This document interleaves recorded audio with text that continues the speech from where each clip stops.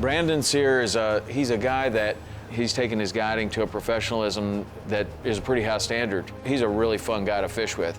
I think you're just behind him. Yep, see him pushing harder left? Coming to me. Got him. Got one. Nice job, dude. Way That's to go. pretty Good awesome. cast, buddy. That's pretty awesome. Brandon's on the Bonefish down there, and he was dialed in. He knew exactly what he was doing. Brandon, man, we haven't been out here for 5 minutes. That's fantastic, man. Come on, come on. Oh, he ate it. He ate it. He ate it. Nice, baby. Yeah, that's what I'm talking about. I thought you said you had to... Got him, relax. Oh, dude, he just ripped my boat off. Oh, awesome. Look at that big boy. Woo.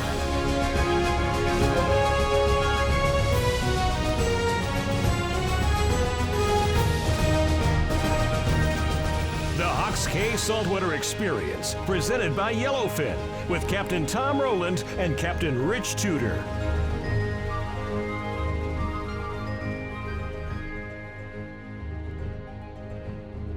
So Brandon, you know Rich? Oh, yeah, I think we've met through What's up, passing Brandon? a few How you times. doing? Nice to Brandon meet you, Sear. Rich. Nice to meet you, man. Excited to get to fish with you guys. Yeah, It's been a fun man. day. Yeah, we're excited too. Don't have the best weather today, but I'm sure that we're going to be able to make something happen. Builds character. Yeah. All part of the experience. What do you right? think we might do today? You know, we got, because of the weather conditions, it's gonna be a little bit windier. We're super clouded out, so it's gonna take low water, which we're gonna have bottom low tide, probably around 10:30, beginning of the incoming. So we're gonna go look for some bones over grass, puff and mud, which a lot of times that, that light mud contrasts over the dark bottom on cloudy days like this. Hopefully lead some success, and as that water drops out, when they're moving around and rumbling, they'll feed real hard before that water empties out. So we'll try to see if we can pick some off pushing wakes, possibly some tails. Great. Once the water gets low enough, maybe break the fly rods out and try to do some tailers, do some wading. Sounds and perfect, then man. see what the weather allows from there. If it clears out, maybe go try for some baby tarpon, permit, whatever. I like it. Sounds like you got a number of options that would be great for us. All right. Sounds great to me. Well, Roll the punches. It was really cool to start the day off, trailer down in the dark towards Key West. Just awesome opportunity to fish with your buddy Brandon down there. yeah, I really wanted to do that for a long time because Brandon Sear is I've known the Sear family and known of them for a long time. Brandon's a 5th generation conch. Conch's somebody that was born and raised in Key West. You can't become a conch. You have to only be born a conch, and he's 5th generation. That's really special. So I really like that story. I mean, that's really kind of cool to be, going fishing with a family like that. But then, in addition to that, Brandon's on the Bonefish down there, and there has been a real change in the Bonefish in the Florida Keys. What we call the heyday up in Isla Mirada, the bone fishing was fantastic. You fished all those tournaments. There were those giant bonefish up there, and that was the epicenter of the bone fishing. And as you moved further south or to the west of Key West, there were very few bonefish. Well, we had that big cold front, and that may have had a factor in this, or there could be some conservation things that are going on, like they have stopped netting bonefish in some of these other areas like Cuba and Mexico, and apparently that is having a really big effect on our bonefish here. How many fish are in these schools on average? I noticed that it varies throughout the year. Right now, I would say the average school is gonna be somewhere between like 3 to 10. 3 to 5 is like really consistent. As we start to get into the winter, you'll start to see less of the big schools, but really big fish. Huh. I don't know what the transition and where the smaller fish go, if they're just scattered out more. But, okay, I just had a rumble here, straight towards the island. Oh yeah, I got him. You see him? Damn, good cast. There he is. There he is, good job. No way. Brandon! Wow. Way to go, buddy, man. just like that. First cast. Yeah, you gotta watch that Wow. first cast kind of thing. Oh, that could be a man. good thing and a bad I know, thing. it's either means it's gonna be a really good day or a really bad day. Brandon, man, we haven't been out here for 5 minutes. That's fantastic, man. Thank God for low water. And jigs. And jigs, yeah, exactly. He definitely had an absolute game plan. I mean, it was, honestly, the conditions were really tough. If I was trying to find those fish, I'd have been like, whoa, this stinks. It was cloudy, it was a little windy, it was really hard to see anything. This was pretty shallow grass slats, and he was confident with these jigs, and they were like, what, a quarter ounce, I guess? Eighth ounce. And sure enough, man, and he's seeing this little rumbling, this little, subtle rumble, to see that was a bonefish pushing back into the wind. That was something, he was pointing out, very clearly, is when they're going with the wind, they're showing nothing. But when they push back into the wind, you see that little bit of rumble. He saw that, you saw it, made a cast over there, and immediately hooked up the second it hit the water. You could say the further south you go, the smaller the fish get. So and more plentiful. So like a lot of those areas that are further south, you have a lot of fish, but they're not really that big. That's what makes this a big difference, is that you're having a lot of fish, and they are big. I mean, this is a nice fish. I think a big Really thing nice just has to do with our seagrass, and the food sources here, right? So it allows for the bigger fish to grow faster. They got lots of food, and right now, we've been able to raise quite a bit of awareness on fish handling, good practices. Really cool, and gives you hope for conservation that to see a species that's rebounded so well and is coming back. It gives you hope that if we do with the rest, bonefish and tarpon and permit, that hopefully they'll be able to rebound like the bonefish have. Wow. Nice Oh, job, dude. That one rebounded right out of my hand. Yeah, man, that's the thing, man, with this cooler water temperature, because typically, I want to say water's probably gonna be around 79, 80 with all the rain we had last night and this morning. These fish are gonna be spunky. Yeah. Nice. So we should have a lot of fun out of it. That one was not only spunky, he was aggressive and willing to play ball. That cast was Off to a good start. fantastic. Get bit. You got him. Got him There you on. go. There you go. There you go, Rich.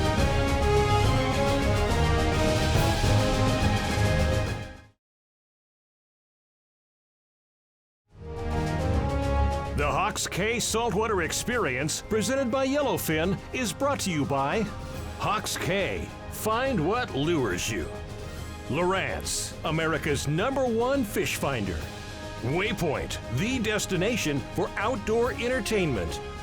Mercury Marine, go boldly. ST.CROIX rods, the best rods on earth. Marathon in the Florida Keys. And by Ameritrail Trailers, Daiwa, Black Rifle Coffee Company, Power Pole, and Reflex Boat Decking.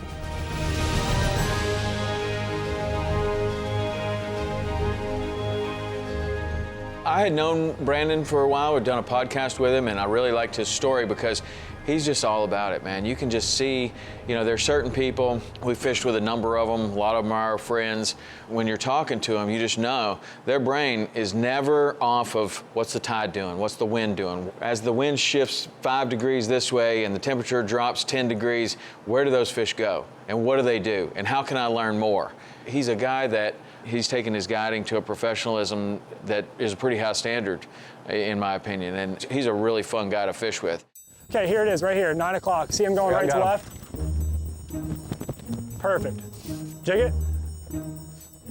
Jig, jig. I think you're just behind him.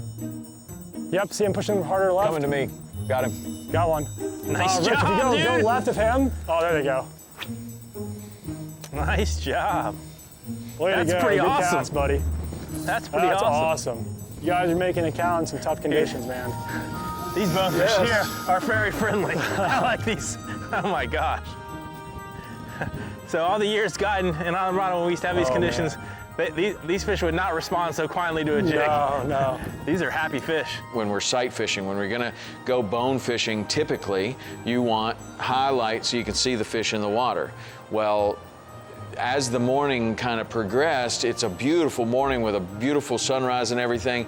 And a lot of times the beautiful sunrise looks like that because you got a lot of different clouds and there's a lot of color coming in, and you just think, Red oh, sky wow, in the morning, sailor's warning. This is beautiful. And pretty soon it started to kind of cloud up a little bit, which typically can be bad conditions for sight fishing.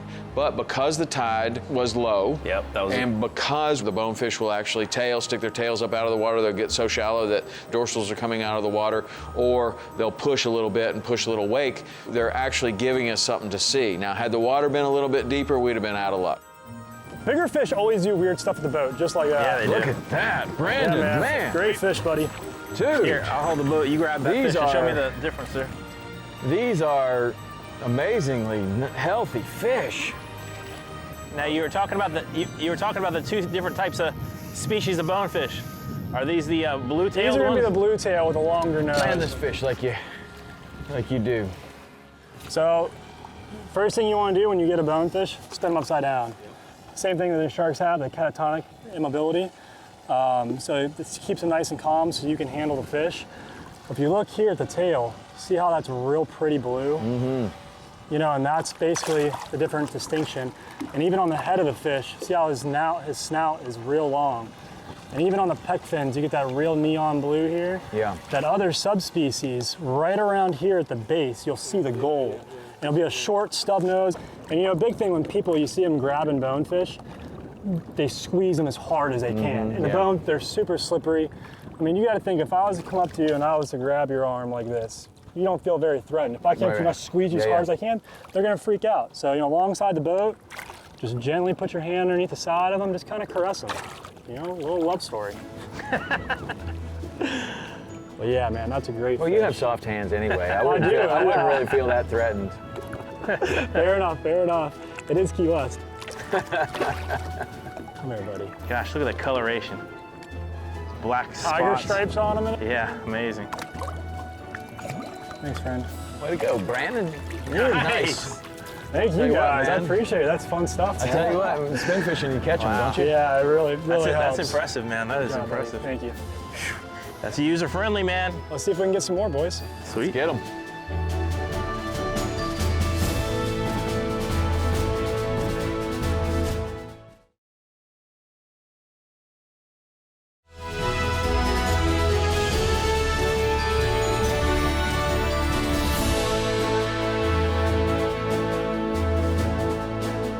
Right in that little deep pocket, I just saw a push.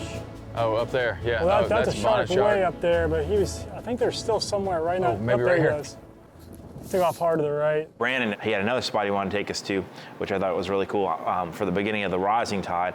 And this spot, he was really hoping we'd see the tailing fish where they were really sticking it out of the water. You know, so we moved over to that spot, started pulling down this flat, and immediately, you know, he looks up there in the distance and he sees some tailing, and he's like, "Rich, you want to get out of the boat?" You think that's the best bet? Walk to him? I think so, yeah. I don't think I'm gonna be able to get in there with the boat. Pretty hard bottom? Oh yeah, real hard. So certainly up in Island Rada, you get out of the boat and you're gonna sink to your knees. I mean, it's mud, it's thick from all that Everglades water, but he's like, yeah, hop out. And I remember you always telling me the stories about you wading down in Key West, and I'm like, all right, it's hard bottom, yeah. And I jumped out and it was great, man. It was, you know, no sinking at all. Go, Rich. You see him, Rich, pushing away there? Yep. You got about 150 feet to go. And here's these bonefish out there, and it was kind of hard for me to see them from the low, but you guys were kept pointing me left and right, and you know, every now and then they'd stick their tail up. Where are they? Here? More right. Yep, see, they're getting ready to go into that next slick. Keep going right. Yep. Certain destinations like Christmas Island or the Bahamas or some of these other places where you can really rack up a lot of numbers, the majority of the fishing is on foot. And there's something real intimate about getting in there with the fish, and that fish makes a little move and you can make a little move. And in the situation that we're in, the boat can't go where those fish are. So there's just a whole universe of bone fishing that happens where a boat can't go. A kayak sometimes can't float in certain places, but then you get over a little hump and you can go for miles. That's and what I noticed. It's way too shallow. Is from the point we started walking, you know, it was like, you know, calf deep, and then there were spots that got almost waist deep. I had to go around those. And you could tell that that's what happened with the bonefish. They knew these little channels and they were working their little channels. At your 1 o'clock. Point your rod. Yep, right, look to the left. Right in that slick there. And then it kind of got to where they weren't sticking their tails up at all, and I kept walking and walking and getting closer to where I thought they were, and This time I just had on just a shrimp, no weight, just a hook and no weight at all. And finally they popped up there just in range, made a cast out ahead of them, slid it up in front of them and dropped it right into where their 3 or 4 tails came up. Rich just made a cast. Get bit. You got him. Got him There on! you go. There you go, Rich. There you go, buddy. That's awesome. Man, it was awesome. He tailed on that thing and zzz, that was so cool to be low in the water like that and watch that happen. It was awesome. It looks like bigger fish too. He's acting like it. Swimming around your boat. Is that him? Yeah. Sticking Good out. fish, Rich. Now, the fish that you went after and ended up catching, that was a really, really nice one. Now, that was much bigger than any fish in that area that I've seen. There he is. Oh, dude, that's a really nice fish. Great fish. Holy smokes, that's bigger than He's I thought bigger he than was you gonna think be. he is. That's a nice one. I mean, for a long time, if I wanted to go bone fishing, I put the boat on the trailer and started going up the Keys. And now, you know, it's going the other way. People are putting on the boat on the trailer and going down the Keys. Oh, That's awesome, man. buddy. Holy crap. Look at that thing. Good call. Get out of the boat. I was second guessing. God, I thought I is was he gonna sink to my thick. knees like I would in Islamorada. Look at that one. Yeah. Yeah, that's like how it used to be up in Islamorada, Oh, Rich. man. Got some girth on him. That is a monster. Dang, boy. Absolutely. That was awesome. Unbelievable. Look at that blue And tail. catching that fish wading. That's fantastic. Look at that. Man, look dorsal. at that tank. Thanks, man. Congratulations, That was buddy. cool.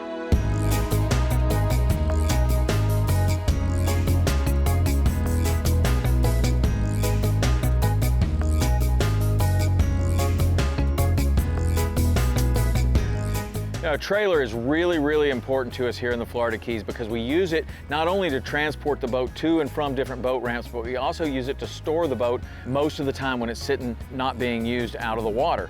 So there are about 4 different things that I look for when I'm trying to buy a new trailer or I'm shopping around for a new trailer, and these are the 4 things that have proven to be the most important to me over the years of doing this. The first thing is that I want my trailer to be custom to my boat. I want welded bunks that are going to be perfect fit for the boat so that not only is it going to be a safe ride down the road, but when I'm storing this over a long period of time, the boat is resting perfectly on the bunks. The second thing that I'm going to look for is maintenance-free hubs. They make hubs now that you do not have to open or check for 5 years, which will carry a guarantee for precisely that. If you're gonna have a problem with a trailer, it's probably gonna be in the wheel bearings. If you can go ahead and get the no-touch 5-year guaranteed hubs, do it. That is a huge thing in buying a trailer. Another thing that I pay very close attention to is how the wheels on the trailer are actually put on. A lot of trailer manufacturers use zinc-coated open-end lug nuts, and after you put this trailer in and out of the salt water over time, they're gonna rust. You're gonna get a flat tire or something's gonna happen with your wheel bearing. You're gonna be on the side of the road, go to your trailer, and you're gonna try to get these lug nuts off, and they are rusted solid like they're welded on. You can do yourself a favor and get closed-capped stainless lug nuts that will not rust anywhere nearly as bad as the open zinc-coated ones. One other thing that's very important to me with my trailers is having transom ratchet straps. Not only can I secure the boat to the trailer, which by law you have to do, but I can do it in a way that I'm not going to impede any access to any of the hatches on the boat. So if you are at the gas station, you need to get into one of the hatches, you need to do anything with the boat, you do not have to remove any sort of strap to get into the boat. They're secure, they're fast, and they're clean. I love all of those things, and I get them all on these Ameritrail trailers. A lot of this stuff comes standard on the Ameritrail trailer, and I'll tell you what, man, you never know how much any of this stuff means until you actually need it, until you're stuck on the side of the road and you can't get the lug nut off. Do yourself a favor, spring for the little bit nicer stuff. You'll be much happier about it in the long run.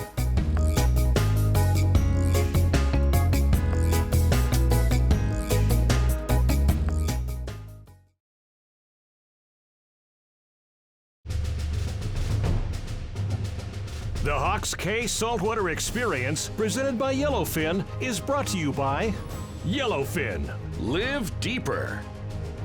Hook. Tackle Direct, the world's premier fishing outfitter.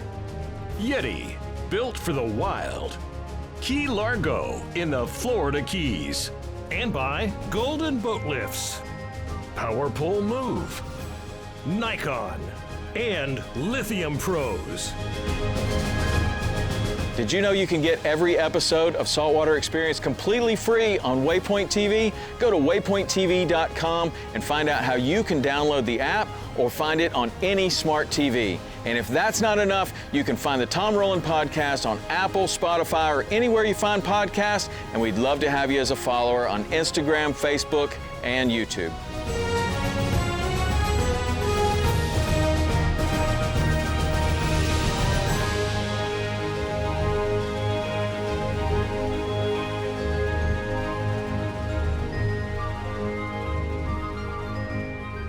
You know, overall, we had what would be considered difficult conditions. And then you had Brandon, who was really wired on the fish. He knew exactly where they were going to be. And that's kind of the thing. When it's really tough like that, like super overcast conditions, you got to be right on them. And he was. And even if you are right on them, you could still not see them. Yep. And he was dialed in. He knew exactly what he was doing. He showed us a wonderful day of fishing. You know, my favorite thing about Brandon by far was his attitude. Like when he showed up in the morning, he was just glowing, like excited. And there was no negativity about the weather or anything. It was just excitement. And then throughout the day, just calm, cool. You know, if I missed some fish or didn't see him or do whatever, he, you know, no yelling, no upset. Just, oh, cool, man. Well, we'll get him next time. You know, just great attitude. You can see why he's successful. You can see why people love fishing with him. And you know, I can't wait to take my kids down there and go fishing with him sometime. I mean, he's definitely the kind of person that, you know, you'd want your kids to look at and say, yeah, that's for sure, man. He takes good care of himself. He's treating his job as a true profession. He's taking it to the highest level in everything that he's doing. Brandon, I'll tell you what, man, you put us on them. Oh man, that's fun. That's so cool, right? I mean, super shallow, tailing, pushing wakes. It's nice, you know, nice big healthy fish. Your grass here is just beautiful. Yeah, that's a huge part of it. We're very fortunate. Our ecosystem's really healthy down here. Nice. Very cool. Brandon, thanks, Dude. buddy. That was awesome. Right on, man. You got it going on, man. You got it going on. Thank you guys so much. I appreciate you guys for coming down here and let me show you Tell you what what, we have to offer. that was a fantastic day, man. Thank you. No problem, guys. My pleasure.